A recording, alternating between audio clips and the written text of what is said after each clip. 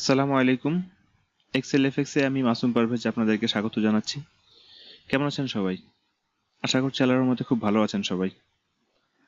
আজ আমরা এক্সেলের একটি গুরুত্বপূর্ণ বিষয় নিয়ে আলোচনা করব, তা হলো ফরম্যাটিং। কোনো রিপোর্টকে সুন্দরভাবে উপস্থাপন করার জন্য ফরম্যাটিং এর ভূমিকা অপরিসীম।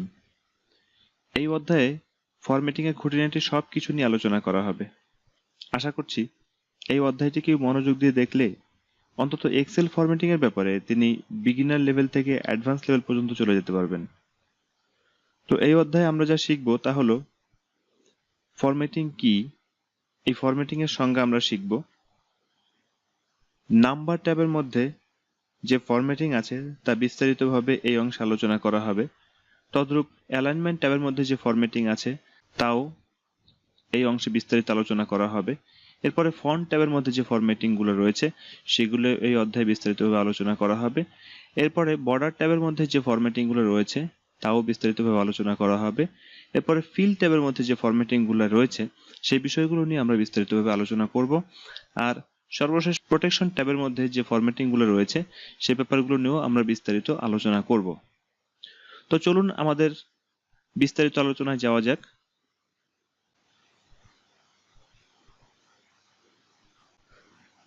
ফরম্যাটিং কি এ ব্যাপারে বলতে হয় যে ফরম্যাটিং হলো এক প্রকার ডিজাইন যার সাহায্যে কেউ তার ডাটা বা রিপোর্টকে সুন্দরভাবে উপস্থাপন করতে পারে।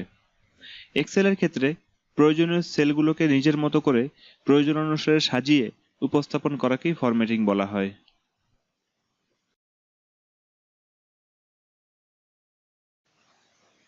নাম্বার ট্যাব থেকে ফরম্যাটিং এই কথাটা দ্বারা কি বোঝায়? তার আগে আসুন আমরা একটু রিবন শব্দটার সাথে পরিচিত হই।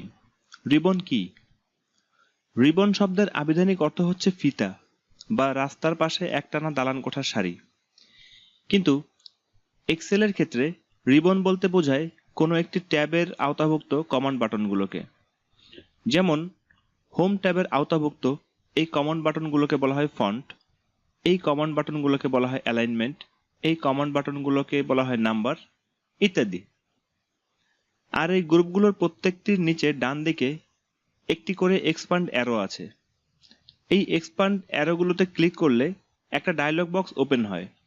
যেমন আমরা যদি নাম্বার ট্যাবের এই এক্সপান্ড অ্যারোতে ক্লিক করি তাহলে এই ডায়লগ বক্সটি ওপেন হয় যার নাম ফরম্যাট সেল। এই ফরম্যাট সেল ডায়লগ বক্সে কতগুলো ট্যাব রয়েছে।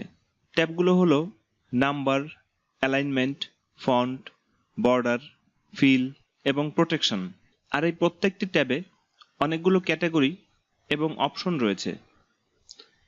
এই ডায়লগ বক্সটি আমরা আরো কয়েকভাবে ওপেন করতে পারি। যেমন অ্যালাইনমেন্ট ট্যাবের এই এক্সপান্ড অ্যারোতে ক্লিক করলে এই ডায়লগ বক্সটি ওপেন হয়।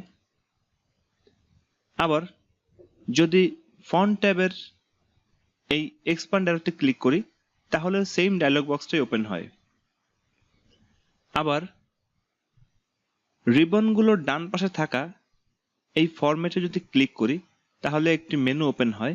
এখান থেকে যদি ফরম্যাট সেল সিলেক্ট করি তাহলেও সেম ডায়লগ বক্সটাই ওপেন হয়। আবার কোনো একটি সেলে যদি রাইট ক্লিক করি তাহলে এখান থেকে ফরম্যাট সেল সিলেক্ট করলে তাতেও সেম ডায়লগ বক্সটাই ওপেন হয়। আবার কিবোর্ডের সাহায্যে যদি আমরা কন্ট্রোল শিফট এফ প্রেস করি তাহলেও সেম ডায়লগ বক্সই ওপেন হয়। এবারে আসুন নাম্বার ট্যাবের কতগুলো ক্যাটাগরি এবং তাদের টাইপ নিয়ে আলোচনা করা যাক। নাম্বার ট্যাবে এখানে কতগুলো ক্যাটাগরি রয়েছে। আমরা একটা উদাহরণ ক্রিয়েট করলাম যেখানে কলাম বি এ সেম ক্যাটাগরিগুলো রয়েছে। কলাম এ তে রয়েছে কিছু ডিফল্ট ভ্যালু এবং কলাম সি এ রয়েছে কলাম এ তে থাকা ভ্যালুগুলোর সেল রেফারেন্স, যার ফলে কলাম এ তে থাকা ভ্যালুগুলো কলাম সি তে শো করছে। সবগুলো ভ্যালুই জেনারেল ফরম্যাটে রয়েছে। মূলত আপনি যখন কোনো এক্সেল ওয়ার্কশিট ওপেন করবেন তখন সবগুলো সেল জেনারেল ফরম্যাটেই থাকবে। সেগুলোকে প্রয়োজন অনুসারে বিভিন্ন ফরম্যাটে রূপান্তর করে নিতে হয়। এখন প্রশ্ন হতে পারে যে জেনারেল ফরম্যাট কি। মূলত জেনারেল ফরম্যাট স্পেসিফিক কোনো নাম্বার ফরম্যাট নয়। আপনি যখন মাইক্রোসফট অফিস সেট করেন তখন এক্সেলে বাই ডিফল্ট যে ফরম্যাটটি সেট হয় সেটি হলো জেনারেল ফরম্যাট।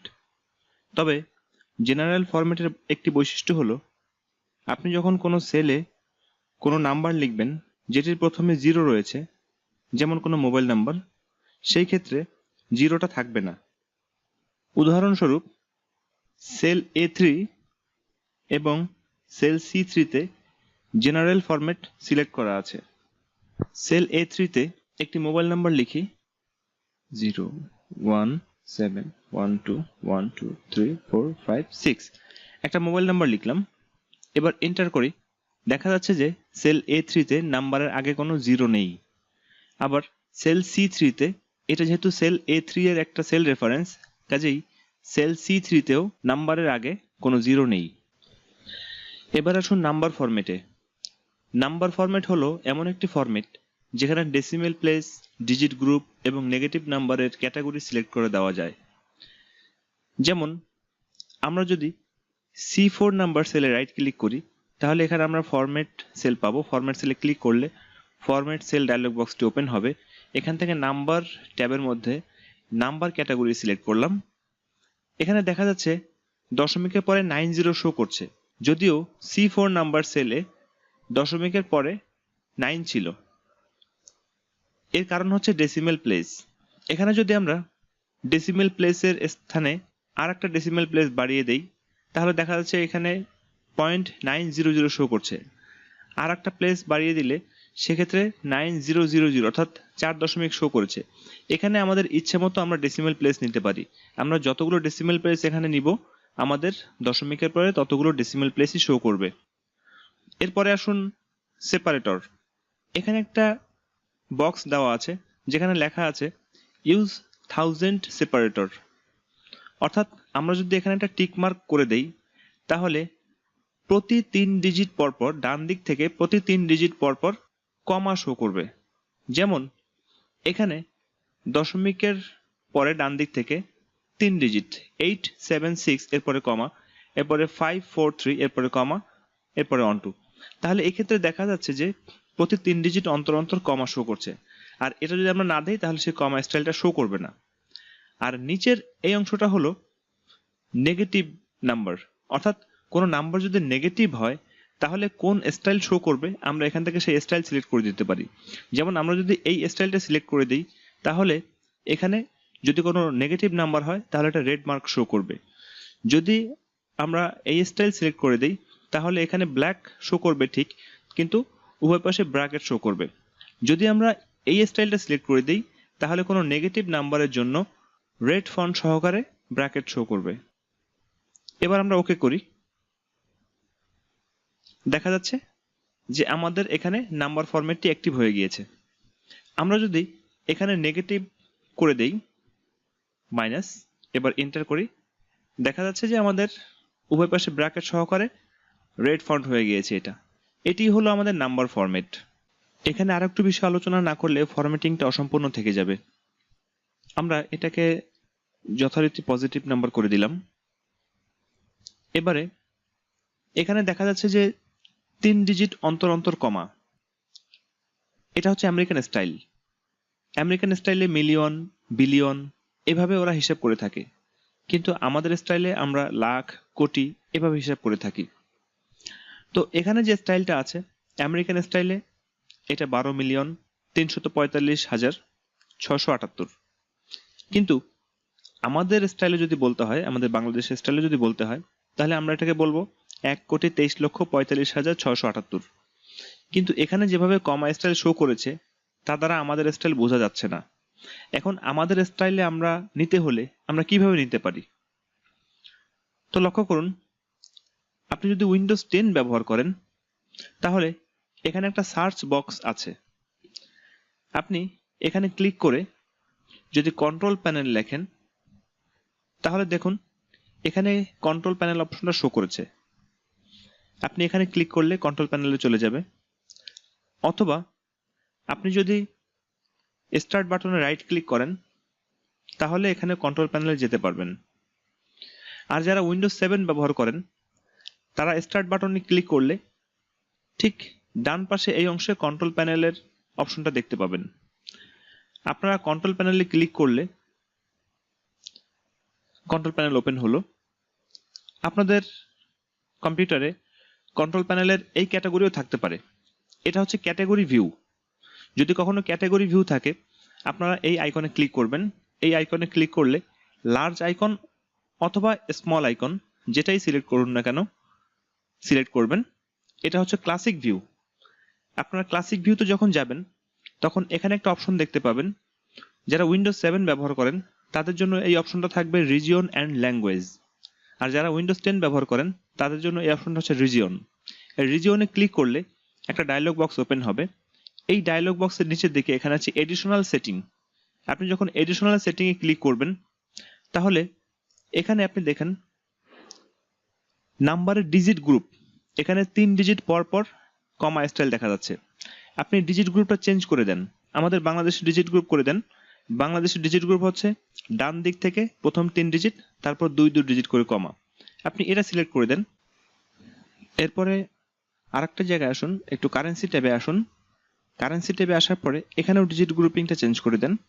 এখানে ক্লিক করে এখানে 3 2 2 2 এভাবে করে আমাদের ডিজিট গ্রুপটা চেঞ্জ করে দেন। এবারে অ্যাপ্লাই করুন, ওকে করুন, ওকে। এবার কন্ট্রোল প্যানেলের অপশনটা কেটে দিন। দেখুন আমাদের এখানে গ্রুপ ডিজিট চেঞ্জ হয়ে গিয়েছে। এখানে আমরা দেখতে পাচ্ছি যে 1,23,45,678 টাকা 90 পয়সা শো করছে। তাহলে আমরা আমাদের স্টাইলে নাম্বার ফরম্যাটটাকে পরিবর্তন করে নিলাম। এবারে ভ্যালুগুলো একটু পরিবর্তন করে দিয়ে দেখি আমাদের নাম্বার ফরম্যাট ঠিকমতো কাজ করে কিনা। আমরা কিছু ভ্যালু দিলাম 9 8 7 6 5 4 ইত্যাদি। এবার এন্টার করি। হ্যাঁ, দেখা যাচ্ছে যে আমাদের ভ্যালুগুলো সঠিকভাবে পরিবর্তন হচ্ছে এবং কমা স্টাইলটাও সঠিকভাবে হচ্ছে। তো এটা ছিল আমাদের নাম্বার ফরম্যাট। আশা করি আমি নাম্বার ফরম্যাটটা আপনাদেরকে বোঝাতে সক্ষম হয়েছি। তো এরপরে আমরা চলে যাব আমাদের পরবর্তী আলোচনায়। এর পরবর্তী আলোচনা রয়েছে আমাদের কারেন্সি ফরম্যাট। তো চলুন কারেন্সি ফরম্যাট নিয়ে আমরা কিছুটা আলোচনা করি। কারেন্সি ফরম্যাটটা আমাদের আসলে নাম্বার ফরম্যাটের মতনই, কিন্তু একটু পার্থক্য রয়েছে। আমরা C5 নাম্বার সেলে রাইট ক্লিক করি, এখান থেকে ফরম্যাট সেলে যাই। তাহলে আমাদের এই ডায়লগ বক্সটি ওপেন হলো। আমরা এখান থেকে কারেন্সি ফরম্যাট সিলেক্ট করলাম। এখানে দেখুন স্যাম্পলে আমরা যে ডিজিট গ্রুপ যেভাবে অ্যাক্টিভ করেছিলাম ডিজিট গ্রুপগুলো সেভাবে অ্যাক্টিভ আছে। আবার ডেসিমেল প্লেস এখানে 2 ডেসিমেল প্লেস আছে। এটা নাম্বার টাইপেও ছিল, এখান থেকে ইচ্ছা করলে ডেসিমেল প্লেস বাড়িয়ে কমিয়ে নেওয়া যায়। কিন্তু এখানে একটা ডিফারেন্স রয়েছে, সেটা হচ্ছে এখানে একটা ডলার সিম্বল শো করছে। কিন্তু আমাদের বাংলাদেশের জন্য তো ডলার সিম্বল নয়, আমাদের বাংলাদেশের জন্য হচ্ছে টাকা সিম্বল। আপনি যখন সিম্বলের এই ড্রপ ডাউন বক্সে ক্লিক করবেন তখন এখানে কোনো টাকার কোনো সিম্বল নেই। তাহলে আপনি কিভাবে এখানে টাকার সিম্বলটা দিবেন? এটা হচ্ছে কারেন্সি এবং নাম্বারের মধ্যে মূল পার্থক্য। তাহলে আমরা এখানে দেখব যে ডলার চিহ্নটাকে চেঞ্জ করে কিভাবে টাকা সিম্বলে নেওয়া যায়।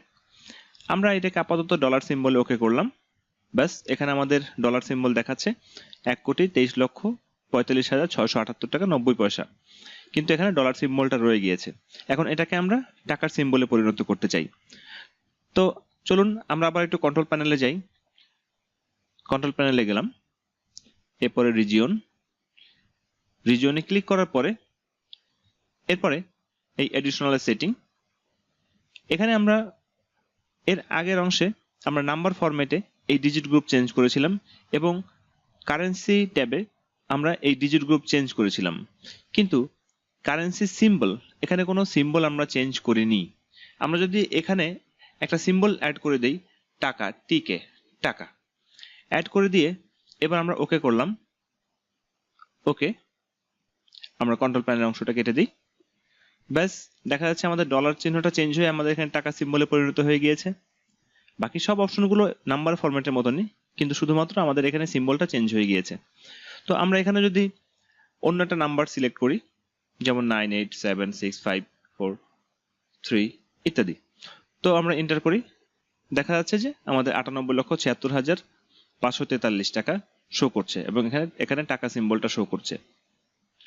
তো এটাই হলো আমাদের কারেন্সি ফরম্যাট, আর বাকি অংশটুকু নাম্বার ফরম্যাটের মতনই। আশা করি আপনারা বুঝতে পেরেছেন। এবার আলোচনা করব আমরা অ্যাকাউন্টিং ফরম্যাট নিয়ে।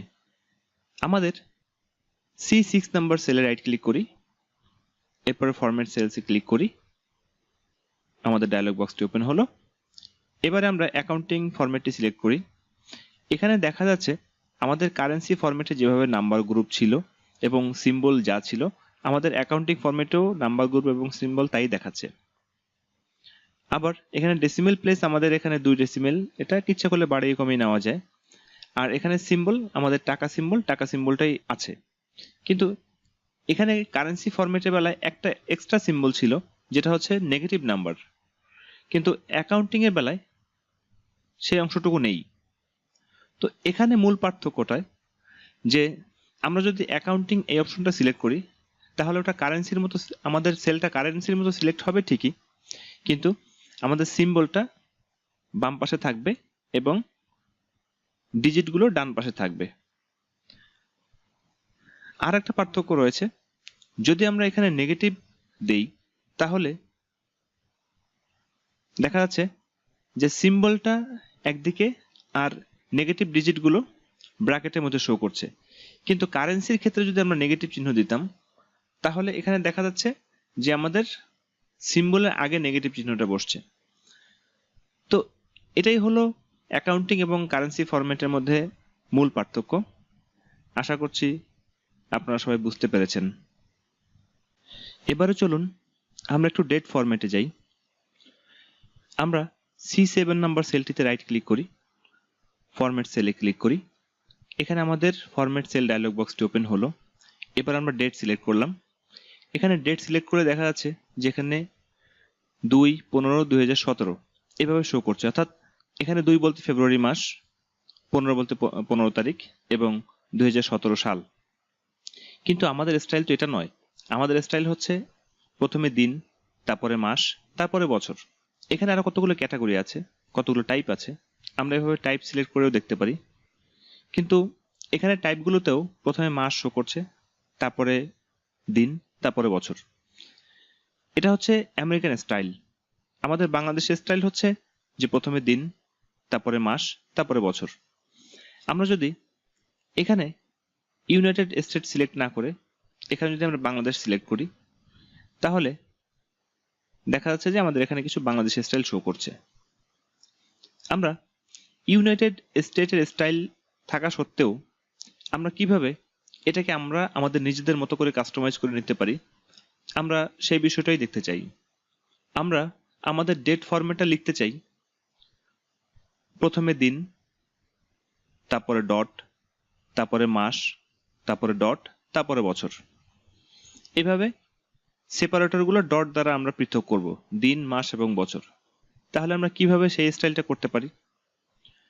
তো প্রথমে চলুন আমরা কন্ট্রোল প্যানেলে যাই, রাইট ক্লিক করি, কন্ট্রোল প্যানেল ওপেন করি, রিজিয়নে যাই, এবার এডিশনাল সেটিং। এটার মধ্যে দেখুন এখানে ডেট নামে একটা ট্যাব আছে, ডেট ট্যাব। এখানে শর্ট ডেট এটা কিভাবে শো করবে, এখানে একটা ফরম্যাট দেওয়া আছে। এখানে এম মিনস হচ্ছে মান্থ, আর এখানে ডি মিনস ডে, আর এখানে ওয়াই দ্যাট মিনস ইয়ার। আমরা যদি এখানে লিখে দিই ডি অর্থাৎ দিন, যদি এটা 2 তারিখ হয় তাহলে 02 শো করবে, যদি এটা 10 তারিখ হয় 10 শো করবে, এমন। ডট, এরপর যদি মাস লিখি এম ডট, বছর লিখি ওয়াই, অর্থাৎ ডি এটা হচ্ছে দিনগুলো আমাদের 2 ডিজিটে শো করবে, এম মাসগুলো আমাদের 2 ডিজিটে শো করবে, এবং ওয়াই অর্থাৎ বছরগুলো আমাদের 4 ডিজিটে শো করবে। এবার যদি আমরা অ্যাপ্লাই করি, ওকে করি, ওকে, এবার এই কন্ট্রোল প্যানেল থেকে আমরা চলে আসি, তাহলে দেখা যাচ্ছে যে আমাদের তৈরি করা স্টাইলেই ডেটটা ফরম্যাটেড হয়েছে। এবার আমরা যদি এখানে 81 এর জায়গায় পরিবর্তন করে আমরা 82 লিখি, তাহলে ডেটটা দেখা যাচ্ছে যে 15 না থেকে এখানে 16 হয়ে গিয়েছে। অর্থাৎ আমাদের এটা পরিবর্তনের ফলে আমাদের এখানে রেফারেন্সটা পরিবর্তন হয়ে যাচ্ছে, এখানে ভ্যালুটাও পরিবর্তন হয়ে যাচ্ছে, যে কারণে আমাদের ডেটটাও চেঞ্জ হয়ে যাচ্ছে। মূলত এটা যেমন একটা নাম্বার, আমাদের এই ডেটটা এটাও একটা নাম্বার, তবে বিশেষ ফরম্যাটে তৈরি করা এটা নাম্বার।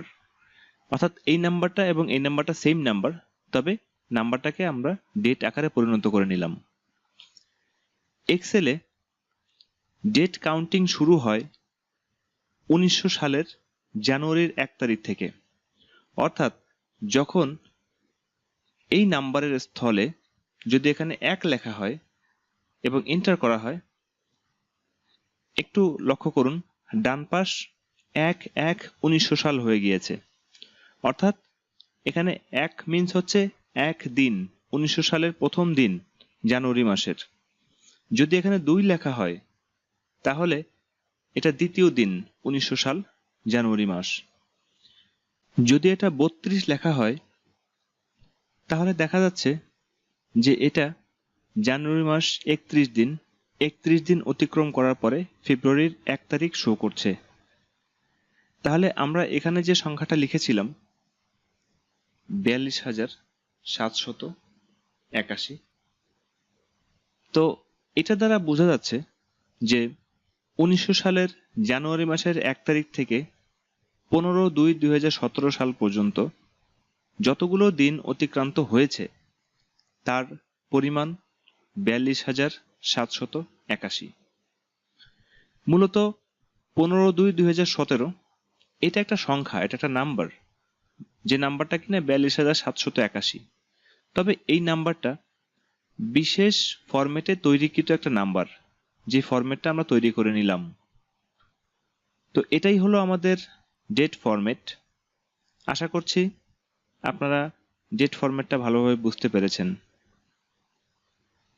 এবারে আমরা আলোচনা করব টাইম ফরম্যাট নিয়ে। পূর্ববর্তী আলোচনায় আমরা দেখলাম যে যখন আমাদের সংখ্যা 1 বৃদ্ধি করা হচ্ছে তখন আমাদের ডেট একদিন বেড়ে যাচ্ছে। তাহলে এখানে সহজেই বোঝা যাচ্ছে যে 1 অর্থ হচ্ছে 1 দিন। তো আলটিমেটলি ফ্র্যাকশন নাম্বার যদি আমি লিখি 0.25, তার মানে হচ্ছে 1-এর 4 ভাগের 1 ভাগ। তার মানে হচ্ছে যে 24 ঘন্টা 1 দিন, তার 4 ভাগের 1 ভাগ অর্থাৎ 6 ঘন্টা। তো এক্সেল টাইম কাউন্ট করা শুরু করে রাত 12টা থেকে।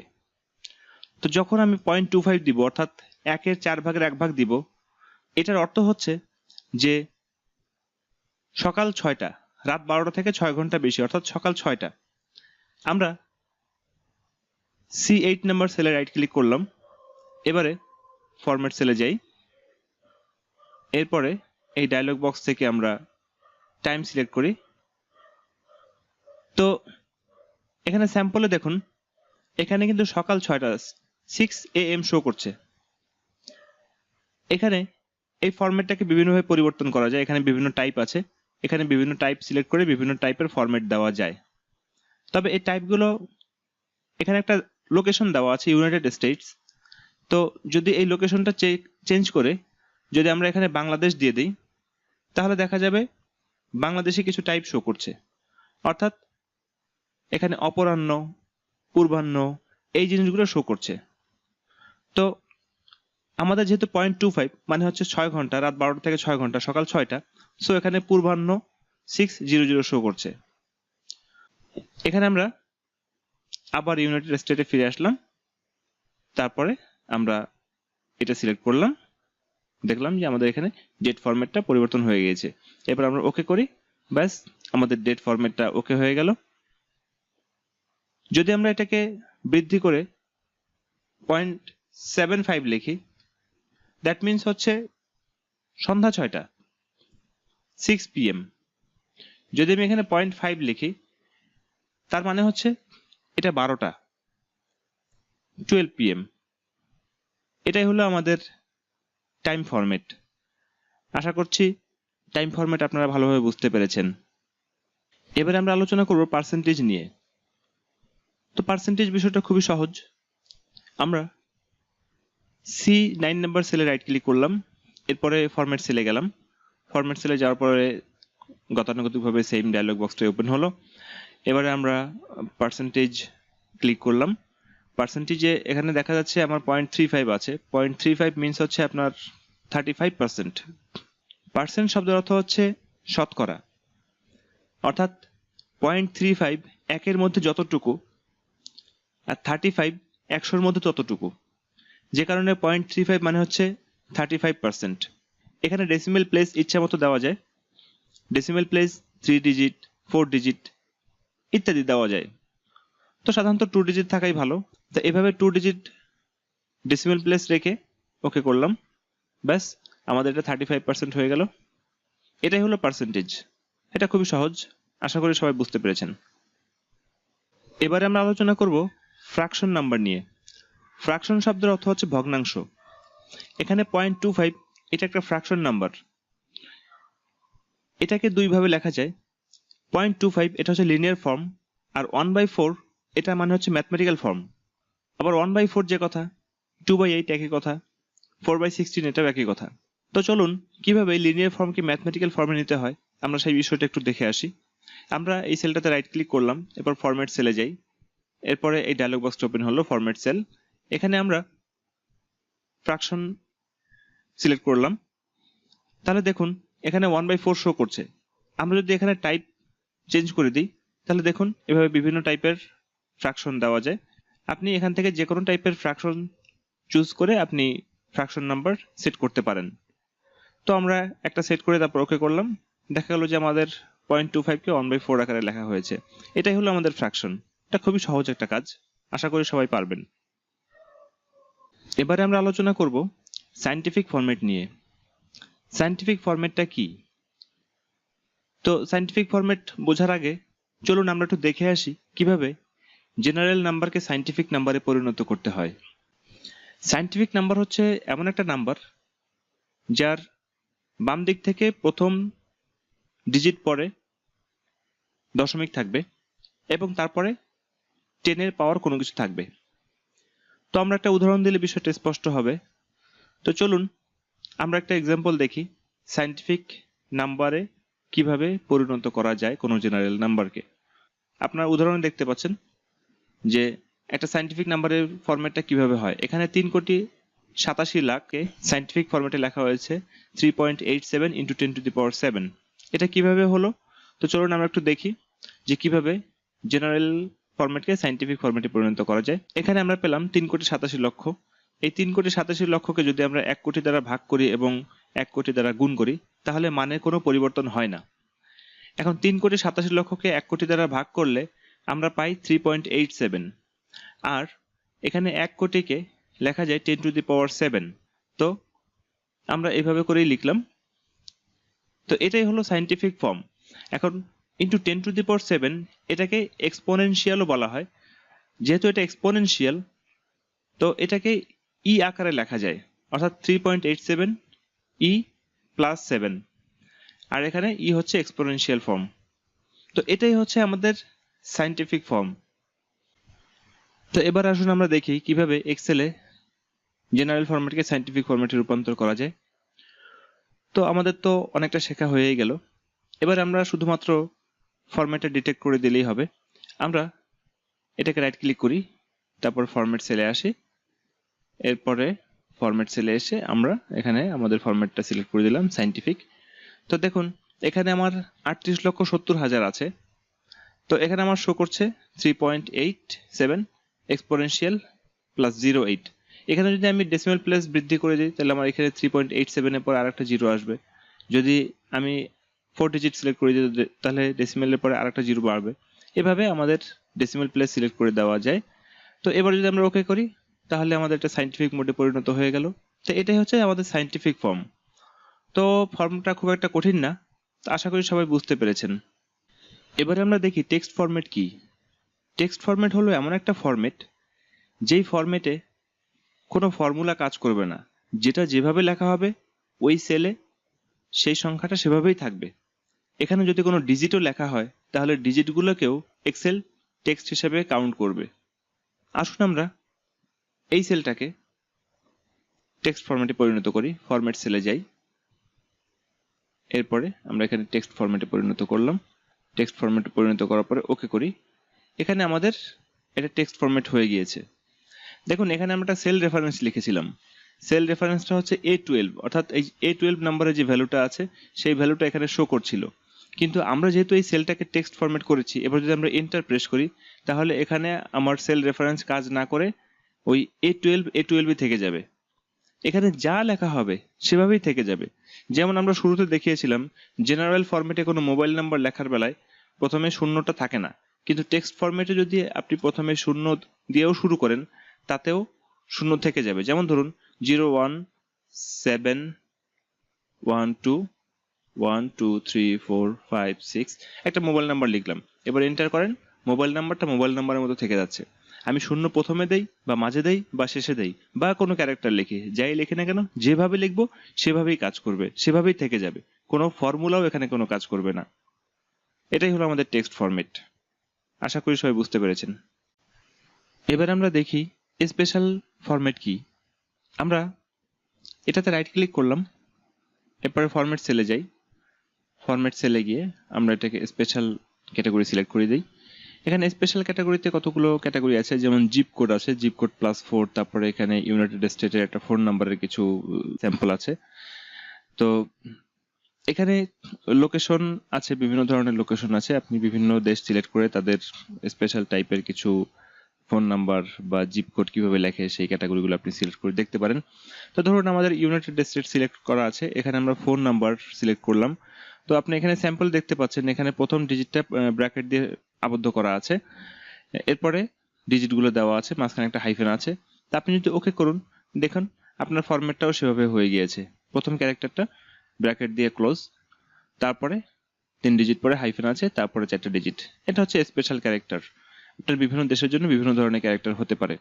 তো এটাই হচ্ছে স্পেশাল ফরম্যাট। এবার আমরা দেখি নাম্বার ট্যাবের সর্বশেষ ফরম্যাট, কাস্টম ফরম্যাট। কাস্টম ফরম্যাটটা কি? কাস্টম ফরম্যাট মূলত আপনার ফরম্যাট। আপনি যেভাবে করে ফরম্যাট করবেন সেভাবে করেই ফরম্যাট হবে। আপনার পছন্দ মতো ফরম্যাটটাই হচ্ছে কাস্টম ফরম্যাট। যেমন ধরুন আমি এটাতে রাইট ক্লিক করলাম, ফরম্যাট সেলে ক্লিক করলাম।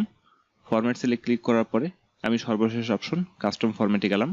এখানে আপনাকে টাইপের জায়গায় আপনাকে কিছু লিখতে হবে। আপনি ধরুন এখানে একটা ফোন নাম্বারের স্যাম্পল আমি দিয়ে দিয়েছিলাম। তো আমরা জানি ফোন নাম্বারের আগে একটা শূন্য দিতে হয়, এবং আমাদের বাংলাদেশি ফোন নাম্বারগুলো সাধারণত 11 ডিজিটের হয়। তো সেই ক্ষেত্রে আমরা 11 ডিজিট দিলাম। এখানে ডিজিটগুলো আমরা 00 দ্বারা ফিল আপ করবো। যেমন 1 2 3 4 5 6 7 8 9 10 11। আমরা এখানে 11টা 0 দ্বারা আমরা ডিজিটগুলো পূর্ণ করলাম।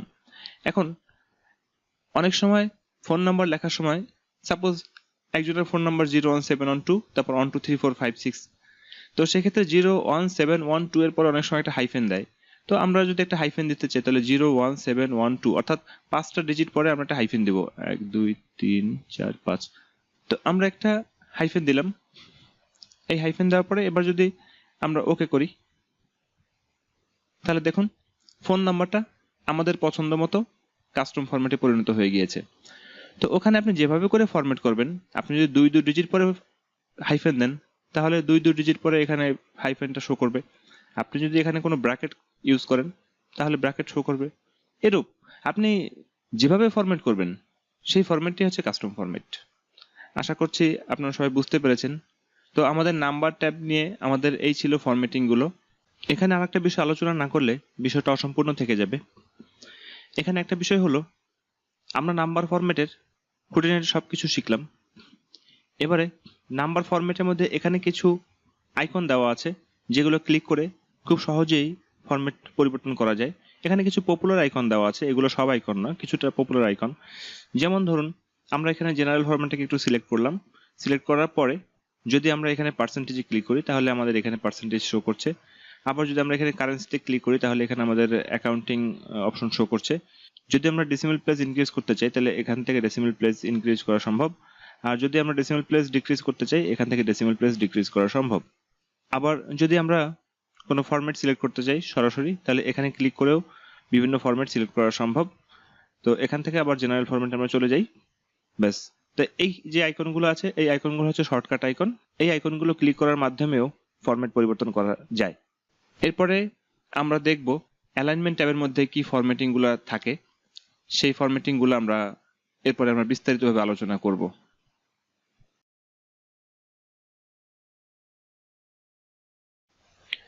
আমরা অ্যালাইনমেন্ট ট্যাব সম্পর্কে জানার জন্য এখানে কিছু উদাহরণ ক্রিয়েট করলাম।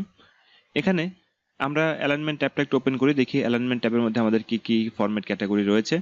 তো অ্যালাইনমেন্ট ট্যাবের মধ্যে এখানে প্রথমে রয়েছে টেক্সট অ্যালাইনমেন্ট, যার মধ্যে রয়েছে হরিজন্টাল এবং ভার্টিক্যাল, এবং হরিজন্টালের মধ্যে রয়েছে general, left indent, centre, right indent, fill, justify, centre across selection, আর হচ্ছে ডিস্ট্রিবিউটেড ইন্ডেন্ট। আর ভার্টিক্যালের মধ্যে রয়েছে top, centre, bottom, justified, distributed. আর ডান পাশে একটা অপশন দেখা যাচ্ছে ইন্ডেন্ট, আর নিচে একটা অপশন দেখা যাচ্ছে জাস্টিফাই ডিস্ট্রিবিউটেড, এবং ডান পাশে এই অংশটা এটা হচ্ছে ওরিয়েন্টেশন। আর টেক্সট কন্ট্রোলের মধ্যে রয়েছে wrap text, shrink to fit, merge cell ইত্যাদি। তো দেখি এবার আমরা আলোচনা করি যে অ্যালাইনমেন্ট ট্যাব সম্পর্কে। তো আমরা এখানে কিছু উদাহরণ ক্রিয়েট করেছি, আমরা এটা ক্লোজ করে দিই। এখানে আমরা কিছু উদাহরণ ক্রিয়েট করেছি যে format cell with alignment tab. Format category হচ্ছে টেক্সট কন্ট্রোল। তো আমরা এখানে টেক্সট কন্ট্রোলের মধ্যে যে অপশনগুলো আছে wrap text, shrink to fit আর মার্জ সেল। তো এখানে তিনটা সেলে তিনটা স্যাম্পল রয়েছে। তা হচ্ছে যে Bangladesh is one of the most beautiful country.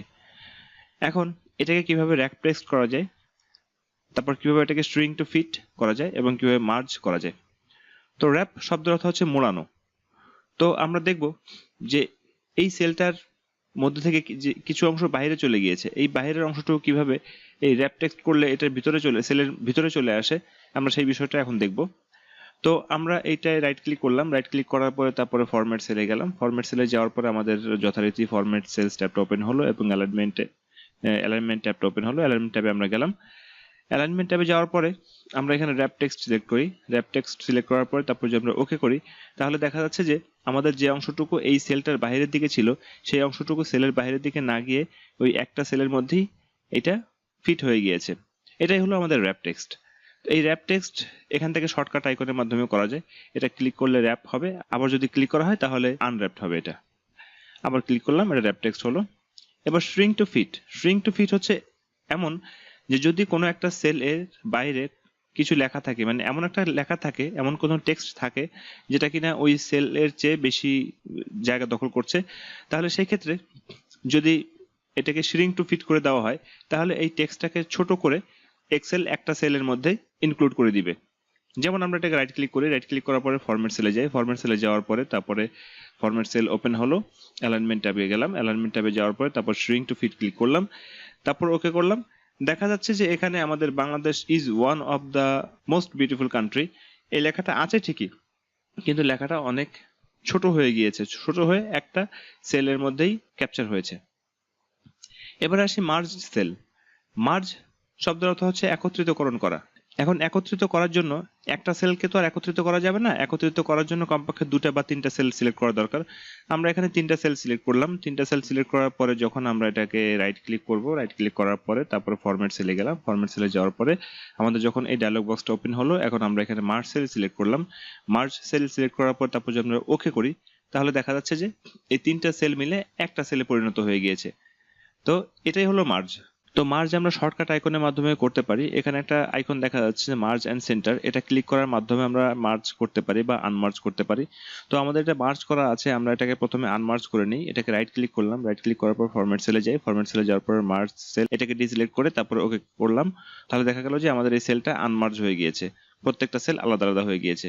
এবারে আমরা যদি আবার এই তিনটা সেল একত্রে সিলেক্ট করার পরে তারপর মার্জ এন্ড সেন্টার এখানে ক্লিক করি, তাতেও আমাদের এটা মার্জ হয়ে যাবে। অথবা এখানে যদি আমাদের একটা ড্রপ ডাউন অ্যারো দেখা যাচ্ছে, অ্যারোতে ক্লিক করার পরে এখানে কতগুলো অপশন দেখা যাচ্ছে, এখানে অপশন আমরা যদি এখানে মার্জ সেল সিলেক্ট করি তাহলেও আমাদের এটা মার্জ হয়ে যাচ্ছে। তো এভাবে শর্টকাট আইকনে ক্লিকের মাধ্যমে আমাদের মার্জ করা যায়। এবারে আমরা দেখব টেক্সট অ্যালাইনমেন্ট হরিজন্টাল। এখানে হরিজন্টাল শব্দের অর্থ হচ্ছে আনুভূমিক। আমরা এখানে একটা টেবিল ক্রিয়েট করলাম। এই টেবিলের বাম পাশে কতগুলো ক্যাটাগরি রয়েছে। এই ক্যাটাগরির মধ্যে রয়েছে general, left indent, centre, right indent, fill, justify, centre across selection, distributed indent. আর ডান পাশে রয়েছে এদের স্যাম্পল। এবার আমরা দেখব যে অ্যালাইনমেন্ট ট্যাব থেকে এই ক্যাটাগরিগুলো সিলেক্ট করার ফলে আমাদের ডান পাশের স্যাম্পলগুলোর কি পরিবর্তন ঘটে, এই বিষয়টি আমরা লক্ষ্য করব। তাহলে যেহেতু এটা হরিজন্টাল, কাজে আমাদের এই পরিবর্তনগুলো আনুভূমিকভাবেই হবে। তো এক্ষেত্রে প্রথমে আসি জেনারেল ক্যাটাগরিতে। জেনারেল ক্যাটাগরিটা আসলে বেসিক কোনো ক্যাটাগরি নয়। যখন এক্সেল সেটআপ দেওয়া হয় তখন বাই ডিফল্ট যে ক্যাটাগরিটা সেট করা থাকে সেটাই হচ্ছে জেনারেল ক্যাটাগরি। এরপরে আসি লেফট ইন্ডেন্ট। লেফট ইন্ডেন্ট থেকে আমরা দেখা শুরু করি যে আসলে লেফট ইন্ডেন্টের পরিবর্তনের ফলে আমাদের টেক্সটার কি পরিবর্তন হয় সেটা আমরা দেখি। আমরা রাইট ক্লিক করলাম, রাইট ক্লিক করার পরে ফরম্যাট সেলে যাই। ফরম্যাট সেলে যাওয়ার পরে আমাদের ডায়লগ বক্সটা ওপেন হলো। এরপরে আমরা এখানে হরিজন্টালে লেফট ইন্ডেন্ট সিলেক্ট করি। লেফট ইন্ডেন্ট সিলেক্ট করার পরে এখানে একটা অপশন দেখা যাচ্ছে ইন্ডেন্ট। ইন্ডেন্ট শব্দ হচ্ছে খাঁজ। তাহলে এক্ষেত্রে আমরা স্টেপ বর্ধিত করে দিই, তাহলে এক্ষেত্রে আমাদের বাম দিক থেকে ডান দিকে কয়েকটা স্টেপ সরে যাবে। আমরা যদি এখানে 4টা স্টেপ সরিয়ে দেই তাহলে এক্ষেত্রে বাম থেকে ডান দিকে 4টা স্টেপ সরে যাবে। তো আমরা ওকে করলাম। ওকে করার পর দেখা যাচ্ছে যে আমাদের টেক্সটটা কিছু দূর সরে গিয়েছে। অর্থাৎ এক একটা স্টেপ অর্থ হচ্ছে প্রায় 9.5 পিক্সেল। তাহলে 4টা স্টেপ অর্থ হচ্ছে আমাদের প্রায় 38 পিক্সেল। 38 পিক্সেল আমাদের ডান দিকে সরে গিয়েছে। তো এটা হচ্ছে লেফট ইন্ডেন্ট। এবার আমরা সেন্টার সিলেক্ট করি। সেন্টার সিলেক্ট করার পরে এটাকে আবার রাইট ক্লিক করি। রাইট ক্লিক করার পরে ফরম্যাট সেল ওপেন করি। ফরম্যাট সেল ওপেন করে এরপরে আমরা হরিজন্টালে সেন্টার সিলেক্ট করি। সেন্টার সিলেক্ট করলে এরপর যদি আমরা ওকে করি দেখা যাবে যে আমাদের টেক্সটটা সেন্টারে চলে গিয়েছে। এবার রাইট ইন্ডেন্ট, যদি আমরা এখানে ক্লিক করি, রাইট ক্লিক করি, রাইট ক্লিক করার পরে তারপরে আমাদের ফরম্যাট সেলে যাই। ফরম্যাট সেলে যাওয়ার পরে আমাদের এখান থেকে আমরা রাইট ইন্ডেন্ট সিলেক্ট করি। এখানে যদি আমরা ইন্ডেন্ট বর্ধিত না করি তাহলে দেখা যাবে আমাদের টেক্সটটা ডান দিকে মিশে আছে, রাইট অ্যালাইনমেন্ট হয়েছে। আর যদি আমরা এখানে ইন্ডেন্ট সিলেক্ট করি তাহলে সেক্ষেত্রে ডান দিক থেকে কিছুটা, যত ইন্ডেন্ট আমরা সিলেক্ট করব তত ইন্ডেন্ট বাম দিকে সরে যাবে। আমরা কোনো ইন্ডেন্ট সিলেক্ট না করে আমরা ওকে করি, দেখা যাচ্ছে যে এটা ডান দিকে মিশে আছে। এবারে ফিলে আসি। আমরা এটাতে রাইট ক্লিক করলাম। রাইট ক্লিক করার পর তারপর ফরম্যাট সেলে যাই। ফরম্যাট সেলে যাওয়ার পরে এটাকে বক্সটাকে একটু ডান দিকে সরিয়ে দিই। এরপরে হরিজন্টাল ফিল্ডে আমরা ফিল সিলেক্ট করলাম। এক্ষেত্রে ফিল বিষয়টা হচ্ছে এমন যে এখানে যে শব্দটা আছে বাংলাদেশ, যদি এখানে ওকে করা হয় তাহলে যেটা হবে তাহলে যে এখানে যতটুকু ফাঁকা স্পেস আছে এই ফাঁকা স্পেস এই বাংলাদেশ শব্দটা দ্বারা পূর্ণ হয়ে যাবে। ওকে করলাম, দেখা যাচ্ছে বাংলাদেশ শব্দটা দ্বারা এই ফাঁকা স্পেসগুলো পূর্ণ হয়ে যাচ্ছে। এখানে আরেকটু ফাঁকা স্পেস আছে কিন্তু এতটুকু স্পেসে বাংলাদেশ শব্দটা ধরবে না বিধায় এক্ষেত্রে 2 টাইমস এখানে বাংলাদেশ শব্দটা ফিল করে দেওয়া হয়েছে। এবার আসি জাস্টিফাই। যদি এখানে রাইট ক্লিক করি, রাইট ক্লিক করার পরে তারপর আবার ফরম্যাট সেলে যাই। ফরম্যাট সেলে যাওয়ার পরে এবার আমাদের এই ট্যাবটা সিলেক্ট করি, হরিজন্টালে যেয়ে তারপর এখানে জাস্টিফাই সিলেক্ট করি।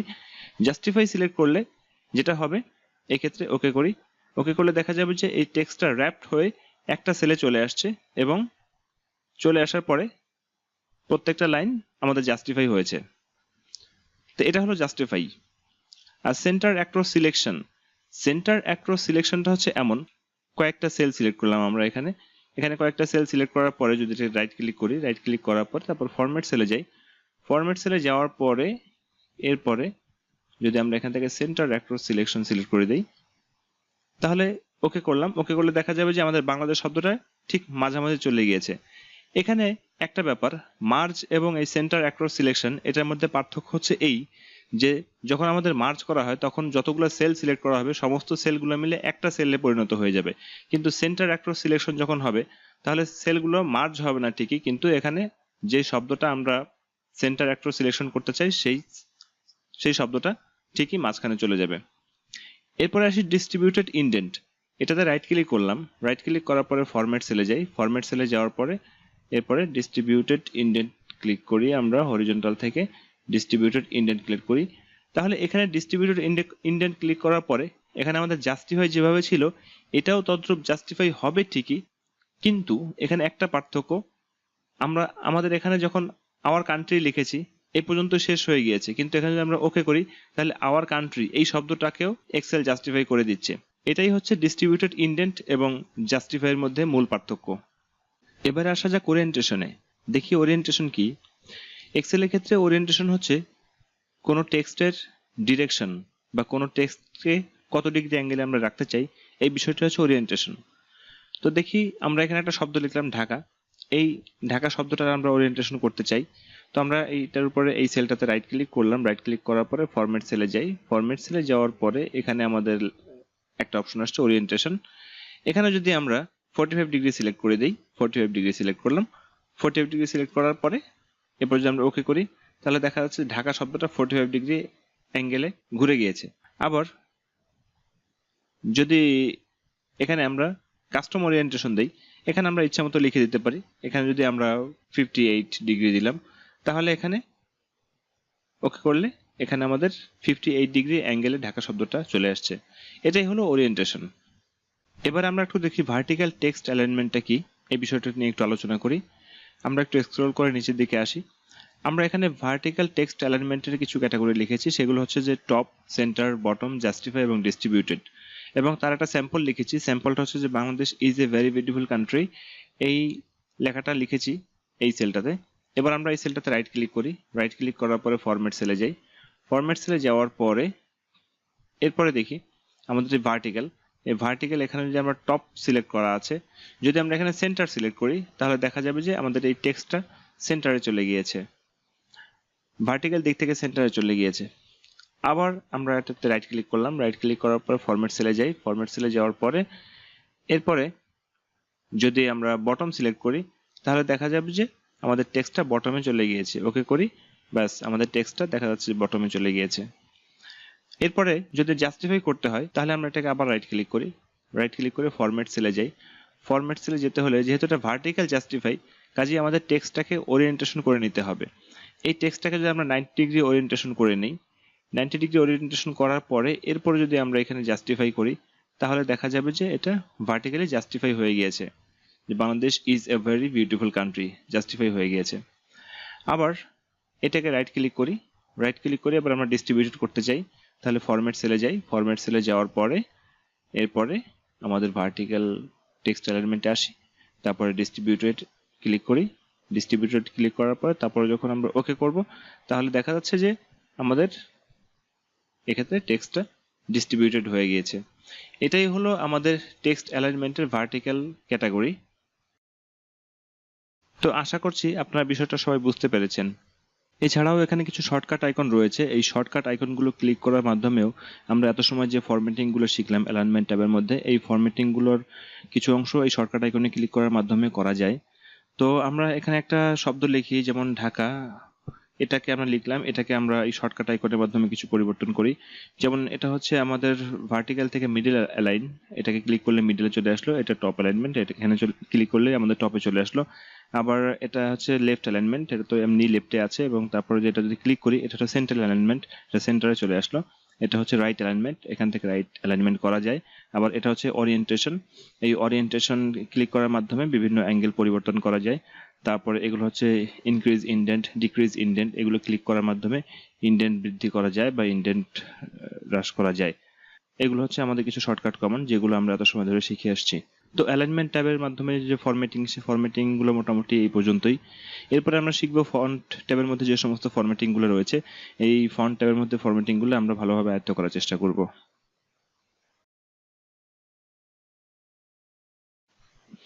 ফন্ট ট্যাবের দ্বারা ফরম্যাটিং, আমার ধারণা এক্সেলে যত ধরনের ফরম্যাটিং ব্যবহৃত হয় তার মধ্যে বহুল প্রচলিত হচ্ছে ফন্ট ট্যাবের দ্বারা ফরম্যাটিং।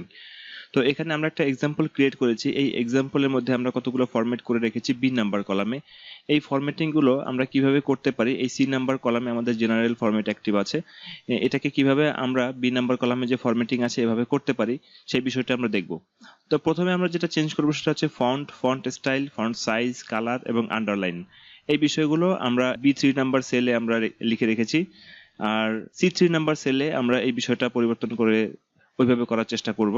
আমরা এবার এই সেলটাতে রাইট ক্লিক করি, রাইট ক্লিক করার পরে ফরম্যাট সেলসে যাই। ফরম্যাট সেলে গেলে আমাদের এই ডায়লগ বক্সটা ওপেন হলো, এখানে আমাদের ফন্ট ট্যাবটা অ্যাক্টিভ রয়েছে। তো আমরা যদি বি3 এর মতন করতে চাই সি3 কে, তাহলে সেক্ষেত্রে আমাদের বি3 যে ফন্টটা ছিল সেটা হচ্ছে টাইমস নিউ রোমান। আমরা এখান থেকে টাইমস নিউ রোমান সিলেক্ট করে দিতে পারি, অথবা আমরা যদি আমাদের যদি স্পেলিং জানা থাকে তাহলে এখানে আমরা টাইমস নিউ রোমান লিখেও দিতে পারি। আমরা এখানে সিলেক্ট করে দিই টাইমস নিউ রোমান, আমরা এখানে টাইমস নিউ রোমান সিলেক্ট করে দিলাম। সিলেক্ট করে দেওয়ার পরে তারপরে এটা ছিল বোল্ড এবং ইটালিক ছিল, তাহলে সেক্ষেত্রে আমরা ফন্ট স্টাইলে বোল্ড এবং ইটালিক সিলেক্ট করে দিই। আর বি3 নাম্বার সেলে যে ফন্ট যেটা আছে ওটার ফন্ট সাইজ ছিল 20, তো আমরা এখানে 20 সিলেক্ট করে দেই, আমরা 20 সিলেক্ট করে দিলাম। এখন মূল ব্যাপারটা হচ্ছে কালারের ব্যাপারটা। এখানে আমাদের যে কালারটা ছিল সেই কালারটা আমরা একটা কাস্টম কালার ইউজ করেছিলাম। তো আমরা এখানে কালারে যাই। কালারে যাওয়ার জন্য এখানে কিছু পপুলার কিছু কালার আছে। এখানে থিম কালার, অনেকগুলো কালার দেওয়া আছে। এখান থেকে যে কোনো একটা কালার চুজ করলে আপনি কালার চেঞ্জ করতে পারেন। তবে আমরা যেটা করেছি, আমরা এখান থেকে কোনো কালার চুজ করিনি। আমরা এখানে মোর কালার এখানে ক্লিক করলে আর একটা অপশন পাই, স্ট্যান্ডার্ড কালার। এখানে কিছু অপশন পাই, এখান থেকেও বিভিন্ন ধরনের কালার চুজ করা যায়। তবে এখান থেকে কালার যদি চুজ করতে না চাই, তবে আমরা এখানে কাস্টমের মধ্যে কিছু কালার আমরা নিজেরা ক্রিয়েট করতে পারি।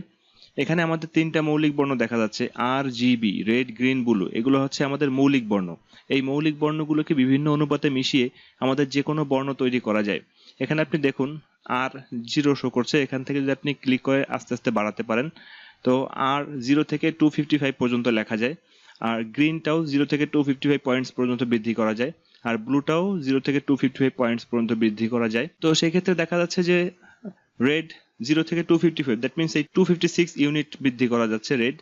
আবার গ্রিন 256 ইউনিট এবং ব্লু 256 ইউনিট বৃদ্ধি করা যাচ্ছে।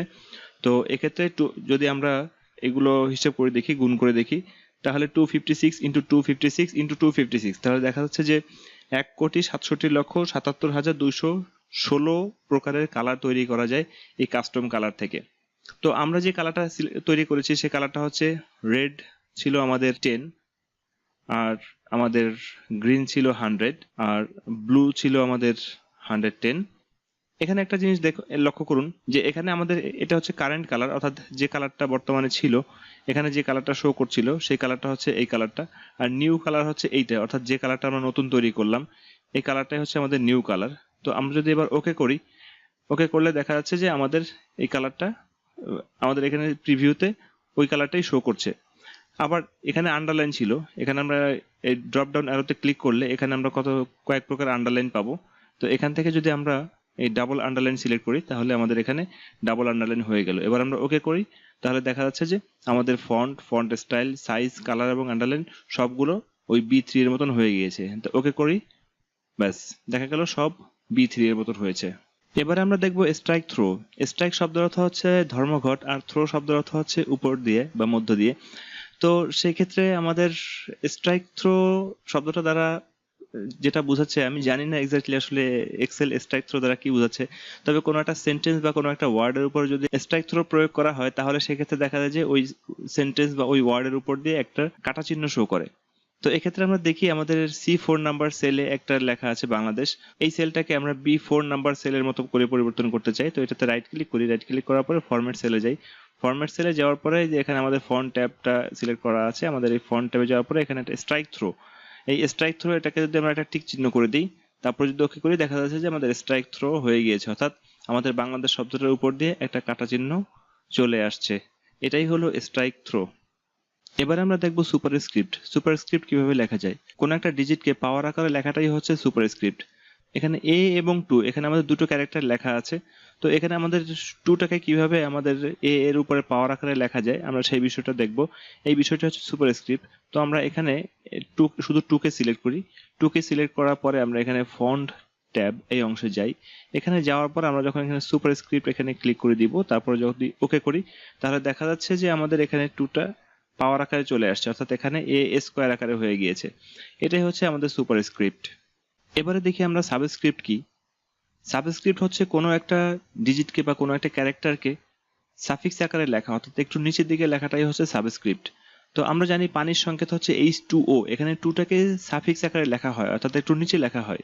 তাহলে এখানে আমাদের H2O লেখা আছে, আমরা এই 2টাকে কিভাবে আমরা সাবস্ক্রিপ্ট করতে পারি সেই বিষয়টা দেখব। আমরা 2টাকে সিলেক্ট করলাম, এরপর আমরা এই ফন্ট ট্যাবে যাই। ফন্ট ট্যাবে যাওয়ার পরে আমরা এখানে সাবস্ক্রিপ্ট সিলেক্ট করে দিই, তারপরে ওকে করে দিই, বাস আমাদের 2টা নিচে চলে আসলো। তো এটাই হলো আমাদের সাবস্ক্রিপ্ট। এখানে ফন্ট ট্যাবের কিছু আইকন দেওয়া আছে। আমরা ফন্ট ট্যাবে যে কাজগুলো শিখলাম সেই কাজগুলোর কিছু শর্টকাট আইকন এখানে দেওয়া আছে, যেমন এখানে বি ফর বোল্ড, এখানে I for italic, U for underline. তারপরে এখানে ফন্ট কালার চেঞ্জ করা যায় এখানে ক্লিক করে। তারপরে এখানে অ্যারোতে ক্লিক করলে বিভিন্ন ধরনের কালার শো করে, যে কালারগুলো আমরা একটু আগে দেখলাম বা যে কালারগুলো আমরা তৈরি করে নিলাম সেই কালারগুলো এখান থেকে পাওয়া যায়। আবার এখান থেকে ফন্টের সাইজ চুজ করা যায় এবং এখান থেকে ফন্টের নাম চুজ করা যায়। তো এভাবে আমরা শর্টকাট আইকন ক্লিক করার মাধ্যমেও আমরা ফন্ট চেঞ্জ করতে পারি। তো এই ছিল আমাদের ফন্ট ট্যাবের মধ্যে সমস্ত বিষয়গুলো। তো আশা করি আপনারা সবাই ভালোভাবে ফন্ট ট্যাবের সমস্ত বিষয়গুলো বুঝতে পেরেছেন। এবার আমরা দেখি বর্ডার ট্যাব। কতগুলো সেলের বর্ডার কিভাবে দেওয়া যায় সেই বিষয়গুলো আমরা দেখব। তো বর্ডারের মধ্যে যতগুলো বিষয় অন্তর্ভুক্ত আছে আমরা সমস্ত বিষয়গুলো আমরা একযোগে দেখতে চাই। তো যেই সেলগুলোতে আমরা বর্ডার দিব সেই সেলগুলো আগে আমরা সিলেক্ট করে নিলাম। আমরা এই সেলগুলো সিলেক্ট করে নিলাম। এরপরে আমরা বর্ডার ট্যাবে যাই। তো আমাদের এই সেলগুলোতে রাইট ক্লিক করার পরে এখানে ফরম্যাট সেলে যাই। ফরম্যাট সেলে যাওয়ার পরে আমাদের এখানে যেটা ওপেন হলো, এখানে আমাদের বর্ডার ট্যাব ওপেন হয়েছে। তো বর্ডার ট্যাব ওপেন হওয়ার পরে আমরা এখানে দেখি আমরা বর্ডারের স্টাইল চুজ করতে পারি। এখানে কতগুলো স্টাইল দেওয়া আছে আপনারা দেখতে পাচ্ছেন, একটা স্টাইল এভাবে কতগুলো স্টাইল দেওয়া আছে। তো আমরা যদি স্টাইলগুলো চুজ করি, সাপোজ আমরা এই স্টাইলটা চুজ করলাম। এরপরে এই স্টাইলটা চুজ করার পরে আমরা এখানে চুজ করব কালার, বর্ডারের কালার। আমাদের এখানে বিভিন্ন ধরনের কালার আছে, এই কালারগুলো আমরা চুজ করতে পারি, অথবা আমাদের এখান থেকে মোর কালারে গিয়ে আমরা ফন্টে যেটা আগে দেখিয়েছি মোর কালারে গিয়ে আমরা এখান থেকে কালার চুজ করতে পারি, বা কাস্টমে গিয়ে আমরা এখানে কালার সিলেক্ট করতে পারি। তো আমরা এখান থেকে একটা কালার নিয়ে নিলাম, সাপোজ আমরা এই কালারটা নিলাম। এই কালারটা নেওয়ার পরে এরপরে যদি এখানে আউটলাইনে ক্লিক করা হয় তাহলে আমাদের শুধুমাত্র এই চারপাশে বর্ডারটা ক্রিয়েট হবে, কিন্তু ভিতরে কোনো বর্ডার ক্রিয়েট হবে না। তো আমরা আউটলাইনে ক্লিক করলাম, দেখা যাচ্ছে আমাদের চারপাশে বর্ডার হয়ে গিয়েছে, কিন্তু ইনসাইডে কোনো বর্ডার হয়নি। আমরা ধরি ইনসাইডে যে বর্ডারটা দিব সেই বর্ডারটা আমরা সিঙ্গেল লাইন দিব। তো আমরা এখানে সিঙ্গেল লাইন ক্লিক করলাম, এরপরে ইনসাইডে সিঙ্গেল লাইন দিয়ে দিলাম, বাস ইনসাইডে সিঙ্গেল লাইন হয়ে গেল। তো এখন যদি আমরা ওকে করি তাহলে সেক্ষেত্রে আমাদের সিঙ্গেল লাইন ইনসাইডে এবং বাইরের সাইডে আমাদের ডাবল আউটলাইন হয়ে যাচ্ছে। তো এইগুলো হচ্ছে আমাদের বর্ডার। এভাবে আমাদের বিভিন্নভাবে বর্ডার দেওয়া যায়। তবে যদি আমরা চাই যে কোনো একটা সেল এ ডায়াগোনালি বর্ডার দিব, ডায়াগোনাল মানে হচ্ছে কর্ণ, এই কর্ণ বরাবর কোনো বর্ডার দিব, তাহলে সেক্ষেত্রে একটা সেল সিলেক্ট করি। সেল সিলেক্ট করার পরে আমরা রাইট ক্লিক করি, রাইট ক্লিক করে ফরম্যাট সেলে যাই। ফরম্যাট সেলে যাওয়ার পরে যখন এই বর্ডারটা আসলো, বর্ডার ট্যাব, আমরা এখানে ডায়াগোনাল, এখানে একটা ডায়াগোনাল সিলেক্ট করে দিলাম।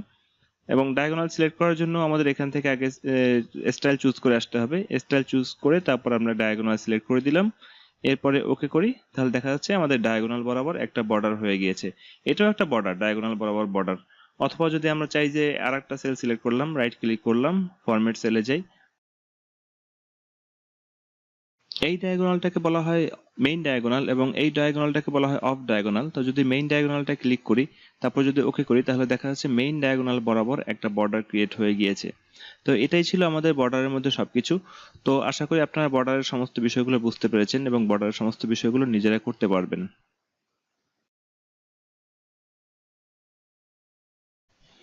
আমাদের এবারে আলোচনার বিষয়বস্তু হচ্ছে ফিল ট্যাব। ফিল ট্যাব দ্বারা ফরম্যাটিং হলো ব্যাকগ্রাউন্ড চেঞ্জ করার জন্য যে ফরম্যাটিং গুলো ব্যবহৃত হয়, এগুলো হচ্ছে ফিল ট্যাব দ্বারা ফরম্যাটিং। তো আমরা একটা উদাহরণ ক্রিয়েট করে রেখেছি, এই উদাহরণ নিয়ে আলোচনা করলে আমাদের ফিল ট্যাবের সমস্ত ফরম্যাটিং গুলো স্পষ্ট হয়ে যাবে। তো আমাদের এখানে B3 নাম্বার সেলটাতে রাইট ক্লিক করি, রাইট ক্লিক করার পর তারপর ফরম্যাট সেলে যাই। ফরম্যাট সেলে যাওয়ার পরে এখানে দেখা গেল আমাদের ফিল ট্যাবে যাওয়ার পরে এই স্টাইলটা আমাদের আসলো। এরপরে আমাদের ব্যাকগ্রাউন্ড কালার, ব্যাকগ্রাউন্ড কালার আমরা এখানে যে কোনো কালার চুজ করতে পারি। আর যদি এভাবে কোনো কালার এখান থেকে পছন্দ না হয় আমরা এখানে মোর কালারে যেতে পারি, যেটা আমরা আগে ফন্ট ট্যাবে দেখিয়েছি। মোর কালারে গেলে পরে এখানে অনেকগুলো কালার পাওয়া যায়, কাস্টম কালারে গেলে আমরা নিজেদের পছন্দ মতো কালার তৈরি করতে পারি। তো এভাবে যে কোনো একটা কালার আমরা চুজ করতে পারি। ধরা যাক আমরা একটা কালার এখান থেকে চুজ করলাম, এভাবে একটা কালার চুজ করলে তারপর যদি ওকে করি তাহলে দেখা যাচ্ছে যে আমাদের এই ব্যাকগ্রাউন্ড কালারটা আমাদের আমরা যে কালারটা চুজ করলাম ওই কালারটা দ্বারা ব্যাকগ্রাউন্ড কালারটা ফিল হয়ে গিয়েছে। এরপর আসি ফিল ইফেক্টে। ফিল ইফেক্টে যদি রাইট ক্লিক করি, রাইট ক্লিক করার পরে তারপর ফরম্যাট সেলে যাই। ফরম্যাট সেলে যাওয়ার পরে আমাদের এখান থেকে আসলাম ফিল ইফেক্ট। ফিল ইফেক্টে ক্লিক করলে দেখা যাচ্ছে যে এখানে দুই ধরনের কালার রয়েছে, এখানে কালার 1, কালার 2। এখানে কালার 1 একটা হোয়াইট কালার দেওয়া আছে। আমরা যদি এখানে হোয়াইট কালার বাদ দিয়ে অন্য কোনো কালার চুজ করি তাহলে এখানে অন্য একটা কালার আমাদের এখানে এসছে। তো এই কালারটা আছে কালার 1 এবং এই কালারটা আছে কালার 2। তো এখানে দেখা যাচ্ছে যে এই কালারের কতগুলো আমাদের ভ্যারিয়েন্টস রয়েছে, যে উপরের অংশটা এই প্রথম কালারটা এবং নিচের অংশটা দ্বিতীয় কালারটা। এভাবে এখানে কতগুলো শেডিং স্টাইল রয়েছে। যদি আমরা এখানে ভার্টিক্যাল সিলেক্ট করি তাহলে শেডিংটা একটু ভিন্ন হয়ে যাচ্ছে, যদি ডায়াগোনাল আপ সিলেক্ট করি একরকম হচ্ছে, ডায়াগোনাল ডাউন সিলেক্ট করলে একরকম হচ্ছে, ফ্রম কর্নার সিলেক্ট করলে আরেক রকম হচ্ছে, ফ্রম সেন্টার সিলেক্ট করলে আরেক রকম হচ্ছে। তো এখান থেকে আমরা যে কোনো একটা সিলেক্ট করে তারপর যদি এখান থেকে আমরা একটা সিলেক্ট করি এটাই আমাদের স্যাম্পল আকারে হয়ে যাচ্ছে। তো এটাকে যদি আমরা ওকে করি তারপর এখানে যদি ওকে করি তাহলে দেখা যাচ্ছে যে আমাদের ফিল ইফেক্টটা গ্রেডিয়েন্ট কালার এবং শেডিং স্টাইলটা ঠিক ওইরকম হয়ে যাচ্ছে যেরকম আমরা করেছিলাম। এটা হলো আমাদের ফিল ইফেক্ট নিয়ে কালার। এরপর আসে আমাদের প্যাটার্ন স্টাইল অ্যান্ড কালার। তো আমরা এটাতে রাইট ক্লিক করি, রাইট ক্লিক করার পর তারপর ফরম্যাট সেলে যাই, ফরম্যাট সেলে গেলে তারপর আমাদের ফিল ট্যাবটা ওপেন হলো, ফিল ট্যাবটা ওপেন হওয়ার পর এখানে দেখা যাচ্ছে প্যাটার্ন কালার। এখান থেকে যদি আমরা কিছু কালার চুজ করি, দেখা যাচ্ছে যে আমরা এই জলপাই কালারটা চুজ করলাম। এরপরে প্যাটার্ন স্টাইল, আমরা যদি এই প্যাটার্ন স্টাইল এটা চুজ করি, তারপরে যদি আমরা ওকে করি, তাহলে দেখা যাচ্ছে যে আমাদের এই সেলটা ওই স্টাইলটাই হয়েছে যে স্টাইলটা আমরা সিলেক্ট করেছিলাম। তো এই ছিল আমাদের ফিল ট্যাব নিয়ে কালার। আশা করি ফিল ট্যাবের মধ্যে যতগুলো অপশন ছিল সেই অপশনগুলো আপনাদেরকে বোঝাতে পেরেছি, আপনারা সেই বিষয়গুলো ভালো করে আয়ত্ত করতে পারবেন।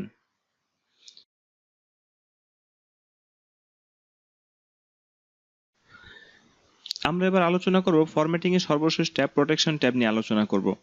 তো আমরা একটু প্রোটেকশন ট্যাবটা ওপেন করি। প্রোটেকশন ট্যাবের মধ্যে দেখা যাচ্ছে দুটো অপশন আছে, একটা হচ্ছে লকড এবং হিডেন।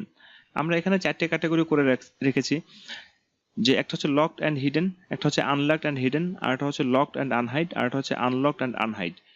এবং এখানে যে ভ্যালুগুলো রয়েছে সেই ভ্যালুগুলো হচ্ছে লকড এবং হিডেন, এবং এখানে যে ভ্যালুগুলো রয়েছে সেই ভ্যালুগুলো হচ্ছে আনলকড অ্যান্ড হিডেন। এখানে যে ভ্যালুগুলো রয়েছে সেগুলো হচ্ছে লকড অ্যান্ড আনহাইড, এবং এখানে যে ভ্যালুগুলো রয়েছে সেগুলো হচ্ছে আনলকড অ্যান্ড আনহাইড। এবার আমরা একটু প্রোটেকশন ট্যাবে গিয়ে দেখি।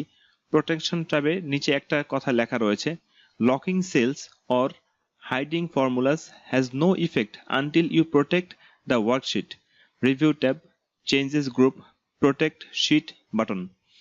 যার অর্থ হচ্ছে যে আমরা এখানে প্রোটেক্ট করি বা লক করি, যাই করি না কেন, যতক্ষণ পর্যন্ত আমরা এই শিটটাকে প্রোটেক্ট না করব ততক্ষণ পর্যন্ত আমাদের এই প্রোটেকশন বা এই লক কোনো কাজে আসবে না। তো আমরা কিভাবে প্রোটেক্ট করব? আমরা এখানে রিভিউ ট্যাবে যাব। রিভিউ ট্যাবে গেলে এখানে একটা প্রোটেক্ট শিট নামে একটা অপশন দেখা যাচ্ছে। এখানে ক্লিক করলে এখানে আমরা পাসওয়ার্ড দিয়েও প্রোটেক্ট করতে পারি, পাসওয়ার্ড ছাড়াও প্রোটেক্ট করতে পারি। তো আমরা এখানে যদি পাসওয়ার্ড না দিয়ে প্রোটেক্ট করি, আমরা ওকে করলাম, আমাদের এই শিটটা প্রোটেক্ট হয়ে গেল। এবার আমরা দেখি এখানে এখানে দেখা যাচ্ছে লকড অ্যান্ড হিডেন। এখানে দেখুন, এখানে অ্যাড্রেস বারে কোনো ভ্যালু শো করছে না। ইভেন যদি এখানে কোনো সংখ্যা লিখতে যাই তাও লেখা যাচ্ছে না।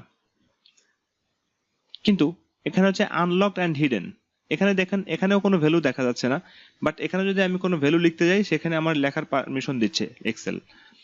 আবার এখানে লকড অ্যান্ড আনহাইড, এখানে আমার এই সেলটা লক, এখানে ইচ্ছা করলে আমি কোনো কিছু লিখতে পারবো না, কিন্তু যখন আমার কার্সরটা এখানে যাচ্ছে সেখানে আমার এই ভ্যালুগুলো শো করছে। এখানে যখন সামেশনের জায়গায় আসছে তখন আমার এখানে ফর্মুলাটা শো করছে। আর এটা হচ্ছে আনলক অ্যান্ড আনহাইড, এটা ইচ্ছা করলে আমি পরিবর্তনও করতে পারি এবং আমাদের ভ্যালুগুলো শো করছে। এই হচ্ছে লকড এবং হিডেনের মধ্যকার সমস্ত কথাবার্তা। আশা করছি আমার এই টিউটোরিয়ালটা আপনাদের ভালো লাগবে। আমার এই টিউটোরিয়ালটা একটা কমপ্লিট টিউটোরিয়াল, যার মধ্যে আপনি ফরম্যাটিং এর সব কিছুই পাবেন। এই টিউটোরিয়ালটা কেউ মনোযোগ দিয়ে দেখলে আমার মনে হয় তিনি বিগিনার লেভেল থেকে অ্যাডভান্স লেভেল পর্যন্ত যেতে পারবেন, অন্তত ফরম্যাটিং এর ব্যাপারে। ফরম্যাটিং এর ব্যাপারে তিনি কোথাও আটকাবেন না, অন্তত এই বিষয়টা আমি বিশ্বাস করি। তারপরেও আমার টিউটোরিয়ালের মধ্যে যদি কোনো প্রকার ভুল ত্রুটি থেকে যায়, আপনারা সেগুলো ক্ষমাসুন্দর দৃষ্টিতে দেখবেন। এবং যদি আমার টিউটোরিয়ালটা আপনাদের ভালো লেগে থাকে তাহলে আমার টিউটোরিয়ালটিতে একটি লাইক দিবেন এবং অবশ্যই সাবস্ক্রাইব করবেন। তো আপনারা সবাই ভালো থাকবেন, সবাই আমার জন্য দোয়া করবেন, আমি যেন আরো সুন্দর সুন্দর টিউটোরিয়াল আপনাদেরকে উপহার দিতে পারি। আসসালামু আলাইকুম ওয়া রাহমাতুল্লাহি ওয়া বারাকাতুহু।